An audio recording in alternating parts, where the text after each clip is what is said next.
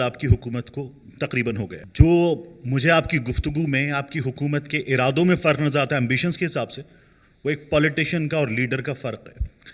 لیکن آپ کو لگتا ہے کہ اگلے 2.5 برس میں آپ اس فرق کو ٹرانسلیٹ کر سکیں گے اس پاور میں کہ ایک عام آدمی دوبارہ آپ کو ووٹ دے, کیونکہ اس وقت وہ عام آدمی رو رہا ہے. دوسری چیز ہمیں ایک فرق نظر آتا ہے, کیونکہ وہ احساس کے جو فلسفی ہے وہ اس کے تحت اس وقت وہ پریشانی میں. دوسری چیز علی وزیر کو دیکھ لیں, ہم میاں نواز شریف کو دیکھ لیں, فضل الرحمان کو دیکھ لیں, یا اس وقت جو پی ڈی ایم کے پولیٹیشنز ہیں وہ اداروں کے خلاف جس طرح کی زبان استعمال کر رہے ہیں, اس طرح کی زبان استعمال کرنے پر ماضی میں الطاف حسین صاحب کی مثال لے لیں یا کچھ اور لوگوں کی, ان کے خلاف بہت سخت اقدامات کیے گئے. ان کے خلاف اس رستے پر ہم کیوں نہیں جا رہے, یہ ایک عام آدمی آج سوال کر. دیکھیے, جب تک آپ چیز یہ سمجھیں گے نہیں نا پاکستان کا پرابلم تھا کیا اور اب تک گورنمنٹ کدھر پہنچی ہے, وہ ایکچولی جب تک آپ وہ پرابلم سمجھیں گے نہیں, بڑا مشکل ہے لوگوں کو ایکسپلین کرنا. کیونکہ انفارچونیٹلی اپوزیشن کی اتنی زبردست انہوں نے پہلے دن سے کیمپین چلائی ہوئی ہے کہ ملک تباہ ہو گیا.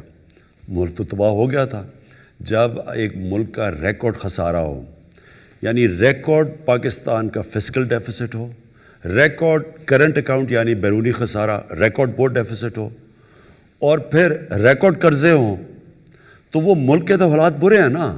آپ سمپل یہ لیکن اکانومی کی اکنامک جاگن ہوتی ہے, fiscal deficits, micro economics, but simple لے لیں کہ ایک ملک کے گھر کی طرح ہوتا ہے. سمپل یہ سمجھنا, آپ کو لوگوں کو سمجھانا کہ گھر کے اندر اگر آپ کو کوئی گھر چھوڑ کے جائے اور اس کا سب سے زیادہ خسارہ چھوڑ جائے, اور وہ سارا وقت گھر پاس کبھی کوئی لوگ پیسے مانگنے آ رہے ہیں, کوئی کرایہ دار آ رہا ہے, کوئی سبزیوں والا آ رہا ہے, تو اس کے پاس اس کی آمدنی کم اور خرچہ زیادہ ہو, تو وہ کیا کرے گا شارٹ ٹرم میں؟ کوئی بھی دنیا کے اندر گھر, کوئی بھی ملک بڑے مشکل وقت سے نکلے گا. ہمارے سچویشن میں کوئی بھی دنیا میں ملک ہو, وہ کیا کرتا تھا؟ پہلے سکویز کرے گا اپنے خرچے. جب آپ خرچے سکویز کریں گے تو ابھی آپ نے عام آدمی کی بات کی, تکلیف تو ہوگی. جب بھی ایک معاشرے میں, اب کووڈ میں تکلیف ہوئی, دنیا میں کووڈ آیا, کس نے مار کھائی؟ غریب لوگوں نے مار کھائی. ہمارے ملک میں نہیں, سارے امیر ملکوں کے بھی غریب آدمی نے مار کھائی. آج امریکہ جیسے ملک کے اندر لائنیں لگی ہوئی ہیں لوگوں کی کھانا لینے کے لیے, تو امریکہ جیسے ملک میں غریب آدمی وہاں بھی کچلا گیا. جب آپ ایک معاشرے میں جب سکویز کرتے ہیں خرچے, سب سے پہلے تکلیف نچلے آدمی کو ہوتی ہے.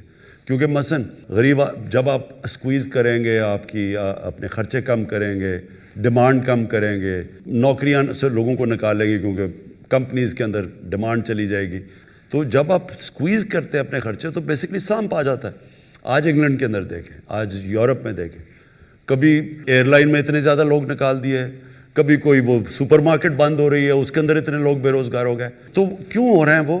کیونکہ ایک سکویز آ گیا ڈیمانڈ کی. تو جب آپ کے خرچے کم آپ کرتے ہیں تو ڈیمانڈ کو سکویز کرتے ہیں, خرچے کم کرنے کے لیے ڈیمانڈ سکویز ہوتی ہے, اس کے اندر غریب آدمی کو تکلیف ہوتی ہے. اور پھر جب تک آپ کی آمدنی نہیں بڑھتی, خرچوں کو بیلنس نہیں کرتی, تب تک ایک ملک مشکل وقت سے گزرتا ہے. پہلے سال ہمارا ڈیفالٹ سے ملک کو بچانا تھا, ہمارے پاس پیسے نہیں تھے اپنی قرضوں کی قسطیں دینے میں.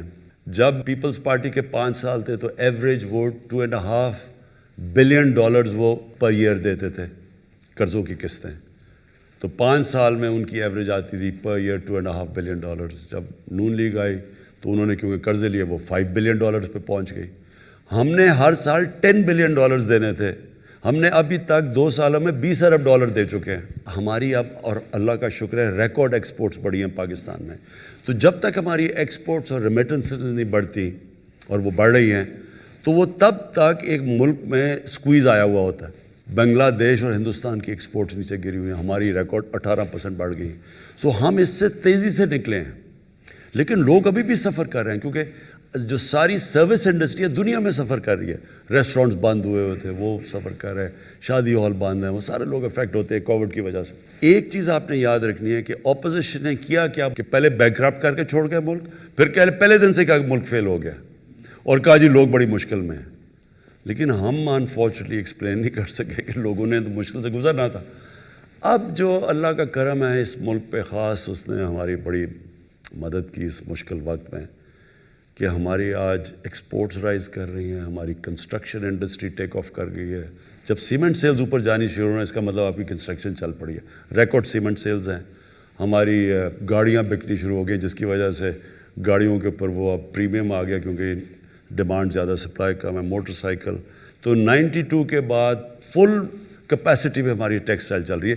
تو یہ بڑا ایک پازیٹیو سائن. یہ جو پاکستان فوج کے خلاف زبان استعمال کر رہے ہیں، یہ پاکستانی فوج کو یہ کہنے کی کوشش کر رہے ہیں کہ آپ ایک الیکٹڈ گورنمنٹ کو گرا دیں، اور پھر یہ ساتھ کہہ رہے ہیں کہ اگر پاکستانی فوج نہیں گراتی تو فوج کو کہہ رہے ہیں کہ جنرل باجوہ کو گرا دیں.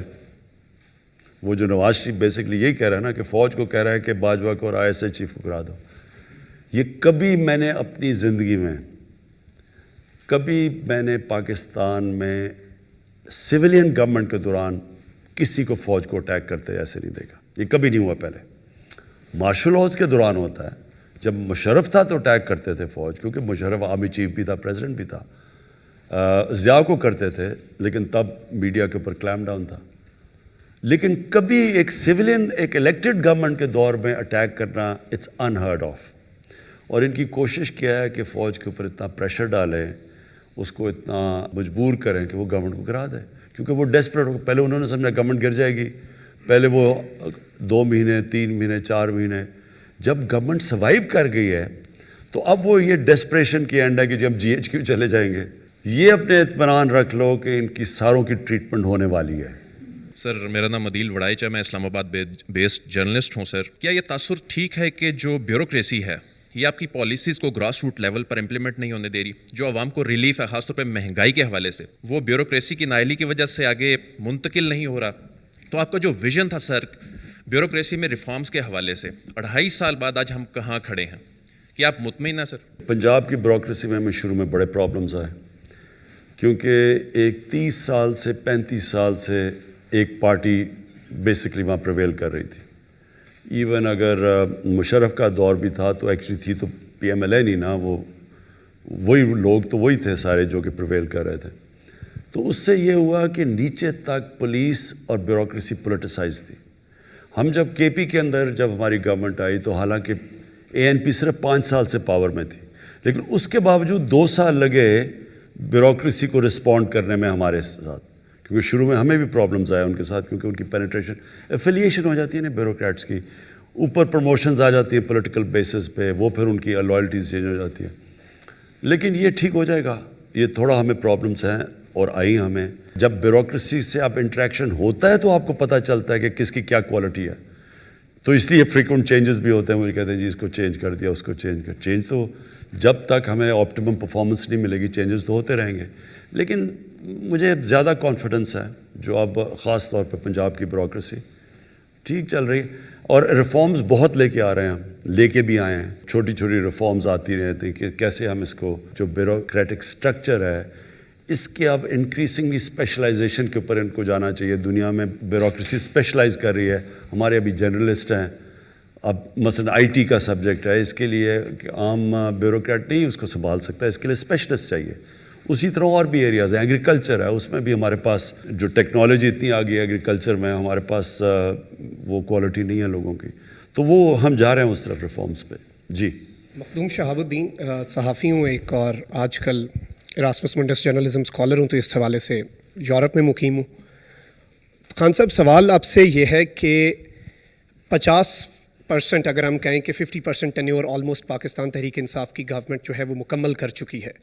اس سب کے اندر جو تبدیلی ہے وہ گراس روٹ لیول تک عام عوام کو نارملی نظر نہیں آ رہی. کیا ہم دیکھیں گے کہ 2.5 سال میں یہ ٹرانسفر ہوتی ہے، یا پھر 5 سال کے بعد یہ کہا جائے کہ تبدیلی جو ہے اس کے لیے مزید وقت درکار ہے؟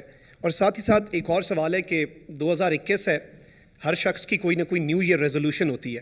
تو بطور پرائم منسٹر آف پاکستان آپ کی نیو ایئر ریزولوشنز کیا ہیں 4-5 جو آپ سمجھتے ہیں کہ 2021 میں آپ امپلیمنٹ کرنا چاہیں؟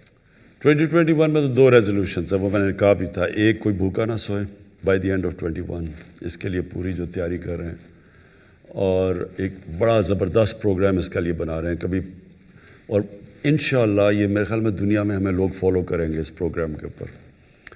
اور وہ یہ پناہ گاہ اس کا حصہ ہے، کبھی کوئی کانسیپٹ نہیں ہے پناہ گاہ کا. یہ بھی ہماری انشاءاللہ انٹرنیشنل لیول پہ ایکنالج کی جائیں گی. اور سیکنڈلی جو ہیلتھ کارڈ ہے کہ ہر غریب گھرانے کے اندر پاس ہر گھرانے میں ایک ہیلتھ کور ہو، تاکہ وہ سب سے زیادہ بے بسی ایک انسان کو ہوتی ہے کہ جب اس بیماری ہو اور ان کے پاس پیسہ نہ ہو علاج کا۔ شوکت خانم اسی پریمیسز پہ بنا تھا۔ کینسر کا علاج سب سے مہنگا ہے، تو جو عام آدمی ہے وہ افورڈ ہی نہیں کر سکتا، تو ادھر سے میں نے شوکت خانم، تو اب یہ اگلا پہنچ گیا کہ یونیورسل ہیلتھ کوریج۔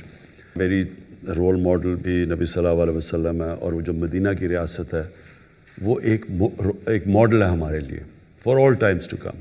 یہ جو چینج آتا ہے نا، change is a process, it is not a switch کہ آپ نے آن کیا تو چینج آ گیا۔